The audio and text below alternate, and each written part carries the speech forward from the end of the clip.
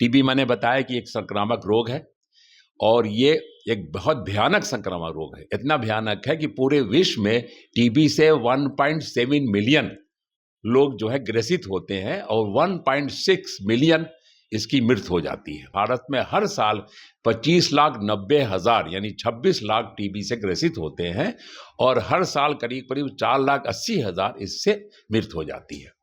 एक होती है, सबसे कॉमन है फेफड़े की टीबी, जिसको कहते हैं पल्मोनरी टीबी। ये करीब करीब 80% लोगों में टीबी जो होती है 80% फेफड़े की होती है। दूसरा होती एक्स्ट्रा पल्मोनरी यानी फेफड़े के अलावा, जैसे ग्लैंड की टीबी हो गई, आंत में टीबी हो गई और गुर्दे में टीबी हो गई और हार्ट में टीबी हो गई। करीब करीब जितने भी अंग होते हैं पार्ट्स बॉडी के, सब में टीबी ग्रसित करती है। अगर फेफड़े की टीबी मरीज को होगी तो वो जो है, जब भी मरीज जो इसके लक्षण होते हैं जैसे खांसी आना, खांसी में ब्लड आना, भूख का न लगना, वजन का कम होना, अक्सर बुखार रहना जो कि शाम को बढ़ जाता है, बड़ा सुस्त रहता है मरीज, तो ये इसके लक्षण है। जब मरीज के फेफड़े की टीबी होती है तो जब मरीज बोलता है, इवन मरीज सांस लेता है, तो उसके मुंह से थूक निकलता है, बलगम निकलता है और इस बलगम में कीटाणु भरे होते हैं और यही कीटाणु जब मरीज के दूसरे के मनुष्य में जाते हैं तो ये टीबी पैदा करते हैं। जो हमारे प्राइम मिनिस्टर का उद्देश्य है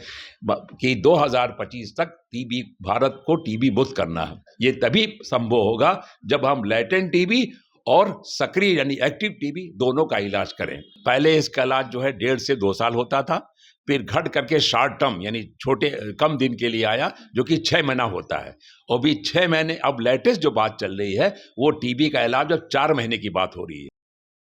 नमस्कार, मैं अनन्या मिश्रा और आप देख रहे हैं जनता जंक्शन न्यूज़। इस वक्त हमारे साथ डॉक्टर नदीम अरशद जी मौजूद हैं और हम आपको बता दें कि विश्व टीबी दिवस 24 मार्च को मनाया जाता है, जिसको लेकर डॉक्टर नदीम अरशद लोगों को जागरूक कर रहे हैं और उस संदर्भ में आपको कुछ बातचीत बताना चाहते हैं कि कैसे हम टीबी से बच सकते हैं, उसके लिए क्या ऐसे इलाज है जिसको हम करके अपने आप को सुरक्षित कर सकते हैं और हमें टीबी जैसे बीमारी को झेलना ना पड़े। तो सबसे पहले सर आपका स्वागत है हमारे चैनल में। Thank you very much.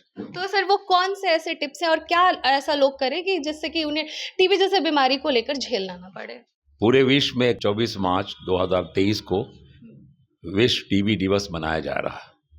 24 मार्च इसलिए कि ये एक ऐसा यादगार डे है जिस दिन इसकी खोज रॉबर्ट कॉक नाम का एक साइंटिस्ट, बैक्टीरियोलॉजिस्ट था, जिन्होंने बताया था कि टीबी एक भयानक संक्रामक बीमारी है जिसका जो काज है वो एक बैक्टीरिया है जिसका नाम है माइकोबैक्टीरियम ट्यूबरकुलोसिस।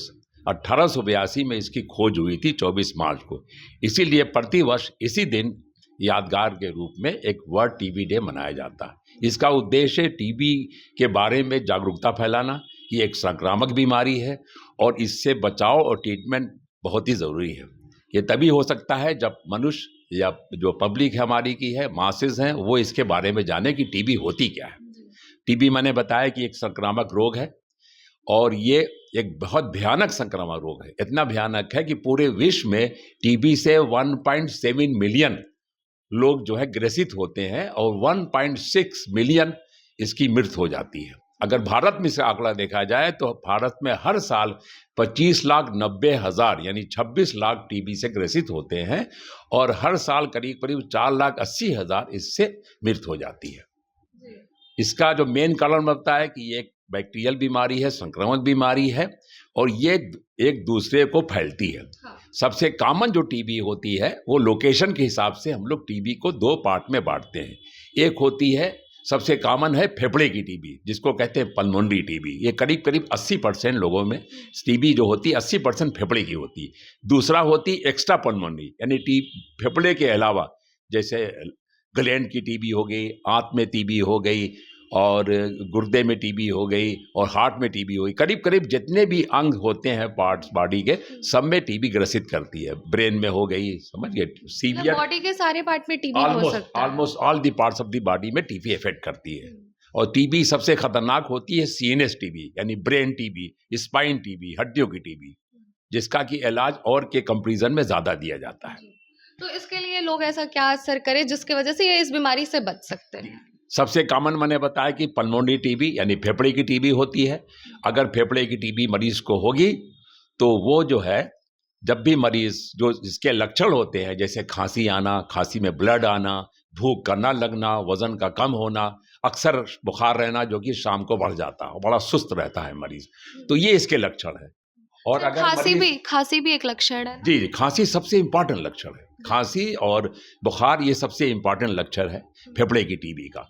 जब मरीज के फेफड़े की टीबी होती है तो जब मरीज बोलता है, इवन मरीज सांस लेता है, तो उसके मुंह से थूक निकलता है, बलगम निकलता है, और इस बलगम में कीटाणु भरे होते हैं, और यही कीटाणु जब मरीज के दूसरे के मनुष्य में जाते हैं तो ये टीबी पैदा करते हैं। टीबी भी दो तरह की होती है। एक होती है एक्टिव टीबी, जो सक्रिय टीबी होती है, जिसका इलाज 6 महीना करीब होता है, और दूसरी होती लैटेंट टीबी।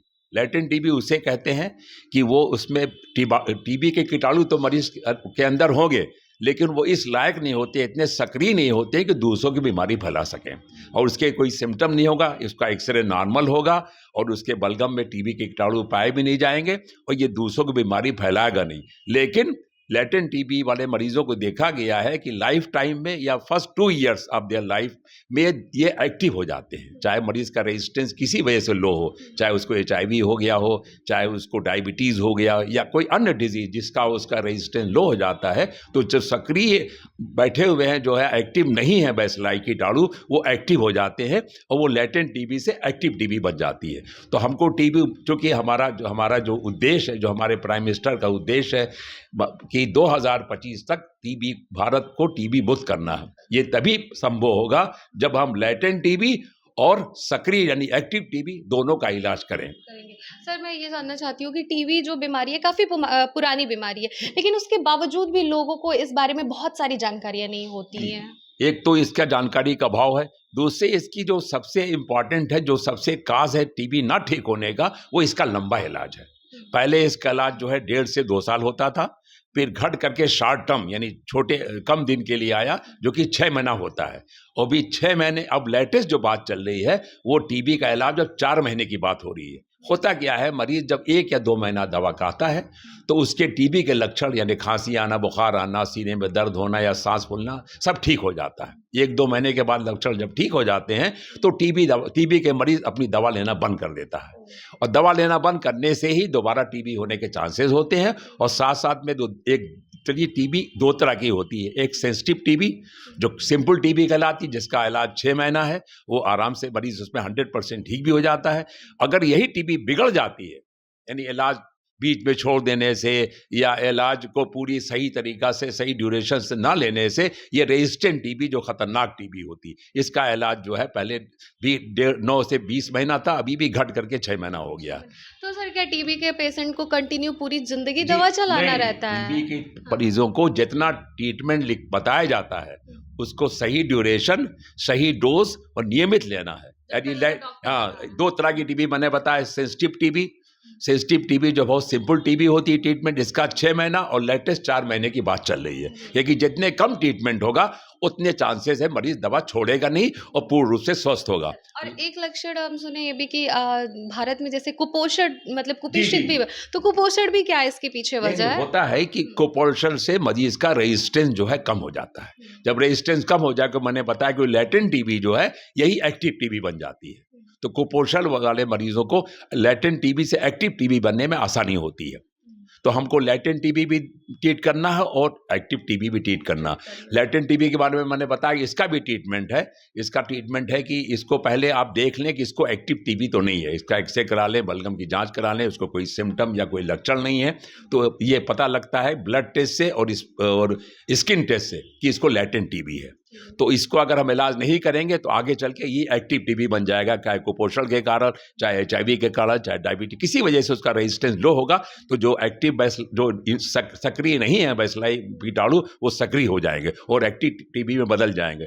तो इसको हम लोग पहले कंफर्म कर लेते हैं इसको एक्टिव टीबी नहीं है, तब हम लैटेंट टीबी का इलाज करते हैं। इसमें बहुत कम एक दवा या तो रोज खानी पड़ती है 6 से 9 महीना, या लेटेस्ट लैटेंट टीबी का इलाज आ गया है एक नई दवा के साथ, रिफापेंटिन अगर अवेलेबल है तो रिफापेंटिन और आनेश 2 दवा हफ्ते में, सिर्फ उसको हफ्ते में 3 दिन खानी है, once in a week for 3 months, यानी हफ्ते में एक बार 2 दवा खानी है once in a week for 3 month. ये सबसे आसान है। और वैसे सिंगल भी दवा चलती थी, एक दवा आनेश सिर्फ खाती थी 6 से 9 महीना, लेकिन अब लेटेस्ट ट्रीटमेंट जो लैटेंट टीबी का आ रहा है once in a week for 3 months. तो तो ये बहुत आसान है, आराम से मरीज 3 महीना लेटेंट टीबी वाला खा सकता है। क्या लग रहा है कि जैसे हमारे प्रधानमंत्री जो जी, आपने जी, बताया हमें कि लगता है जो 25 प्रधानमंत्री तक का मुक्त लक्ष्य हो है, जाएगा। पूरी कोशिश की जा रही है हम लोग कि इस टीबी को भारत मुक्त किया जाए, इसीलिए हम लोग लेटेंट टीबी पर जोर दे रहे हैं और एक्टिव टीबी दोनों का इलाज कर रहे हैं। तभी पॉसिबल है जब दोनों का इलाज रेगुलर हो। तो ये थे हमारे साथ डॉक्टर जिन्होंने ये बताया कि टीबी के क्या-क्या लक्षण होते हैं और सबसे उसमें खास बात ये निकल कर आई है कि अगर जितना आपका ड्यूरेशन है, टाइम है, जो दवा का क्वांटिटी है, पूरा डोज अगर नियम अनुसार आप लेते हैं तो आपको टीबी के लक्षण जल्द ही दूर हो जाएंगे और फिर दोबारा टीबी होने के लक्षण आपके पास नहीं आएंगे। ऐसे में क्या होता है कि अगर कुछ मरीज टीबी का इलाज कराते हैं, ठीक हो जाते हैं, उनको लगता है हम ठीक हो गए, हमें दवा की आवश्यकता है, तो नहीं, ये तो नहीं, बिल्कुल ये गलत काम है। आप अगर मुक्त कराना चाहते हैं भारत को तो आप नियम अनुसार उस दवा को पूरा कंप्लीट करिए और देश के प्रधानमंत्री का भी ये मिशन है कि 25 तक भारत मुक्त होगा टीबी।